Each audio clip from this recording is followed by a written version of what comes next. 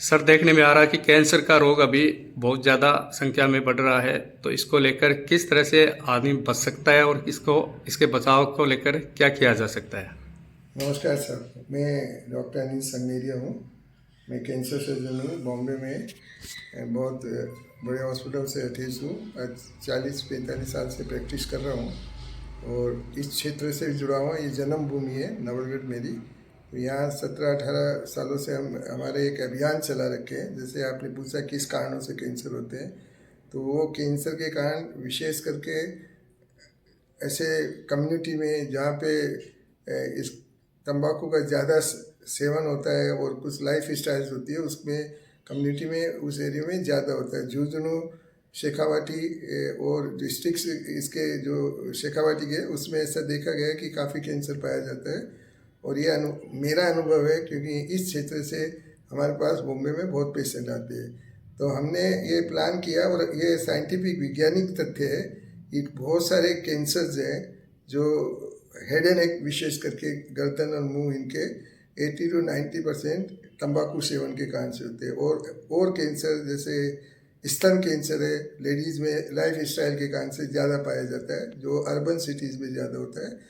और बच्चा जाने का कैंसर रूरल एरिया, गाँव में ज़्यादा पाया जाता है, वो भी लाइफ स्टाइल के कारण से। तो हमारे इस अनुभव के आधार पे हमने ये कोशिश करने की कोशिश की कि हमारे एक संस्था के माध्यम से, जिसमें माता जी हमारे सचिव है, कि हम पूरा एक अभियान चलाएं जो हम लास्ट 15 से 17 सालों से पूरी मेहनत और ईमानदारी से सेल्फलेसली, विदाउट कोई लालच और किसी के और फाइनेंशियल सपोर्ट से हम कम्युनिटी में जाते हैं, अंदर डीप गांव में जाते हैं और कितने स्कूलों को हमने कवर किया, बच्चों को हमने एड्रेस किया, जिसमें लड़कियां भी है, लड़के भी हैं, स्कूल कॉलेज के विशेष करके अध्यापिकाएं भी है, बीएड कॉलेज भी है, बड़े बड़े और भी कॉलेज है, जिसमें हम ये प्रयास करते हैं अवेयरनेस लाने की कि इन कारणों से, इन आदतों से जो बहुत कॉमन है स्टूडेंट्स में, विशेष करके जैसे मैंने बताया कि कुछ कैंसर तंबाकू के कारण से होते हैं,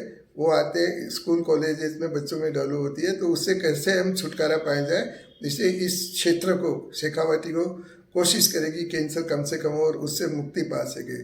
तो एक अभियान और एक हमारे डिटर्मिनेशन से हम आगे बढ़ रहे हैं। उस अभियान का नाम है कि हमको आगे खाना है, तंबाकू नहीं खाना है, शेखावाटी को कैंसर मुक्त बनाना है। तो हम हमारे awareness well plan scientific way, आप इस बात पे स्ट्रेस दीजिए, ये कैजुअल टॉक नहीं है।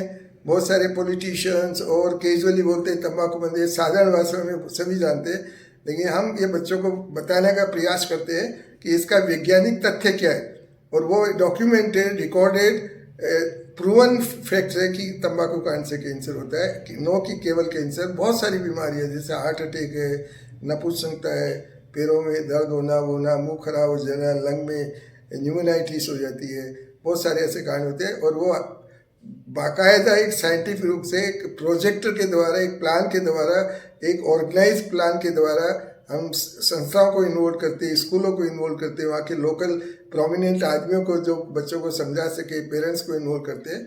और उस प्रोग्राम के माध्यम से हम समझाने की कोशिश करते हैं कि आप ये तंबाकू का सेवन नहीं करें, ना किसी को करने दें, आप दूसरों को मोटिवेट, भविष्य आपका उज्जवल रहेगा।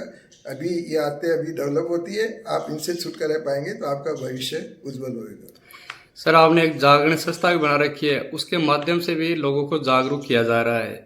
तो न सिर्फ शेखावाटी, इसके अलावा बम्बई, उस उधर भी आपकी संस्था का क्या योगदान है? जागरण संस्था हमने बना रखी है, उसी संस्था के सचिव माता जी है। बॉम्बे में भी हम प्रोग्राम करते हैं और जागरण संस्था के आधार पे भी उसको मैं बोल सकता हूँ। लेकिन बॉम्बे सिटी में केवल ये प्रोग्राम छोटे रूप में करने से कोई उसका महत्व नहीं है। हम एक पर्टिकुलर रीजन को ज़्यादा डेडिकेटली एड्रेस करना चाहते हैं, इसमें शेखावाटी है।